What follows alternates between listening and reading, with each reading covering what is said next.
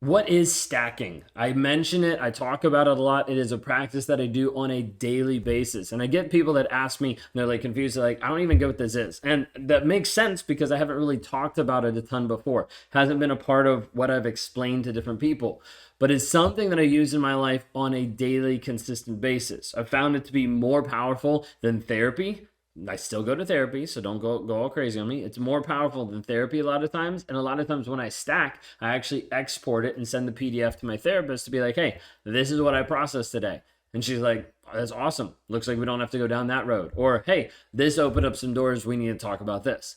So it provides a catalyst to be able to help even therapy become more targeted on the things that I need to work on a day-to-day basis. So anyways, why am I talking about this? If you guys are new here, my name is Ben Taylor. I'm a self-aware narcissist on this channel to provide awareness about narcissistic abuse.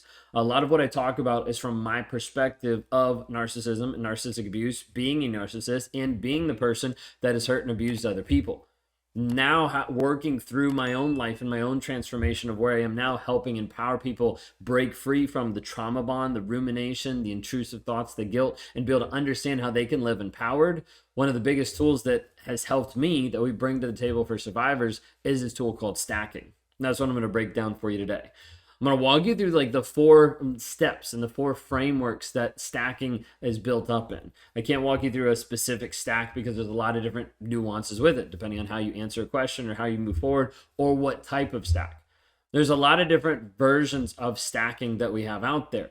Could be dealing with anger, could be dealing with guilt, could be dealing with sadness, could be dealing with happiness, gratitude for another person, could be a prayer stack, it could be a rage stack, it could be all different types. And there's multiple different versions of these stacking procedures that we go through, helping people actually process the feelings, the emotions, the things that are going on. So ultimately what's going on inside of a stack, like if we look at it just a big picture, is this process of you understanding you more.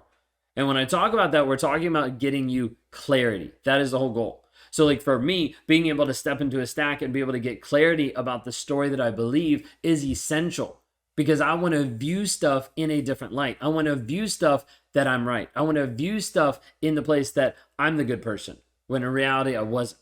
So like showing up differently and being able to process the story that I believe is absolutely essential. Now, the reason why we didn't talk about stacking initially on the channel is because what I would do is I would start talking to people and I would be like, hey, what's the story that you believe? And they would get really confused with that. 1, they'd have no clue, or 2, they'd be like, oh, it's this, when it had nothing to do with that. And later we'd figure out, later in the session, we'd go deeper and we'd figure out, okay, yeah, you've been believing something completely different. You know, like something about the narcissist, when in reality ends up being like, hey, I don't believe I'm worthy because of my childhood or something like that. Okay, so there's all different types of stories that people believe and stories that have been impressed upon you. So the whole idea and goal that we started teaching beforehand was just this concept of like, let's get you to the place where you can identify and you can figure out the story that you're telling yourself. Because majority of the time, your first thought is not it. Like it takes a while to get deeper and deeper. And then we started realizing like I can't do this 24/7 with every single person. And the amount of time that I was able to spend with one person to get to one story was a lot of time compared to them just using this tool. So as I started using the tool more and more, seeing how much it impacted my life, then we had the opportunity recently of starting to bring that tool into some of our programs. Specifically, our Thriver community is one of the big ones, but we introduce it and start walking you through the actual tool that you can use on a day-to-day basis inside the Clarity Challenge. So hopefully that gives you an overview. So there's 4 things when we talk about stacking, 4 things that we break it down. The first one is to stop. Now, typically you're going to go through life and you're going to have these triggers, mentally, emotionally, physically, sexually, spiritually, all these triggers, okay? Things that happen that spiral you out, that frustrate you, that get you confused, okay? These triggers typically are activating something inside you. So when they happen, one of the things that we want to start off with is that you stop. You take a pause and you understand that in the moment, your current reality, your current perspective, your current story might need to be questioned. I'm not saying it's wrong. I'm not saying it's right. I'm saying it might need to be questioned based on the trigger and the emotional response that you're having in the moment. Okay, does that make sense? So the first one is to stop. That's the pause. That's like, wait a second. Let's not spout off. Let's not run away. Let's not move into this other state of anxiety and stress. Let's stop for a moment and let's go into the actual software, process it. Okay. First thing is stop. Understanding they're in that frame of reality. Something might not be right. Something might not be real. Let's question it and break it down. We do that by breaking it down, by trying to separate as much as we can facts from feeling. When we do this, you're able to get very clear about what is actually true based on the evidence. Okay. This moves us into step number 2, which is called submit to the facts. And when we're talking about this, we're not asking you to submit to other people or other people's perspective or other people's truth, because the truth is irrelevant. What is relevant is the actual piece of the facts. What has been demonstrated? What is the evidence? What do you know is true in this area? Yes or no? What does this look like? We're looking for definitive things regardless of the feelings. Regardless of how you feel in the moment, we're just trying to get really clear that 1 + 1 = 2. Even if you don't like that 2 is the answer, it is the answer. So that is the whole goal of trying to submit to the facts of like, this is what is actually going on.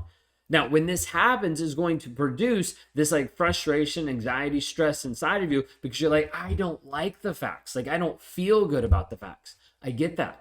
But that's where we start getting to the story that you're actually telling yourself. You've been telling yourself for a while, hey, these facts are okay. Or, hey, I can justify having these facts. I can justify the abuse because he hasn't physically hit me yet. I can justify the things that have happened because he's come back. I can justify, and it's just more and more and more. Okay? So stop and understand your current reality, the current perception you have of the triggers, of the story, of the whole thought process. Stop for a moment and understand we need to break it down. We break it down with the facts. Then move into step 2, which is submit to the facts. Write them down. Work through it. Start processing. What are the actual facts of the situation that you're in? Then we move into the place that's the hardest part of it all so far, which is number 3, which is struggle.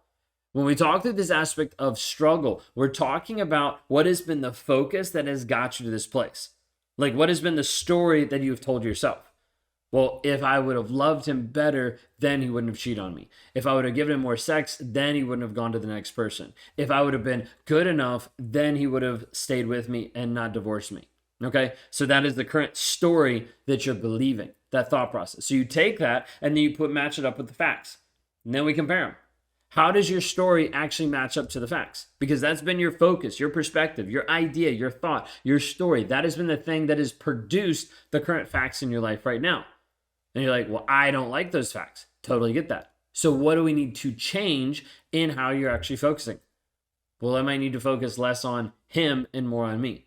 I might need to focus more on my growth and development than I do on trying to save him. I might need to focus on what I'm doing versus on X, Y, and Z. So like you can go down this whole list. But the story has to be able to shift. The story has to be able to change.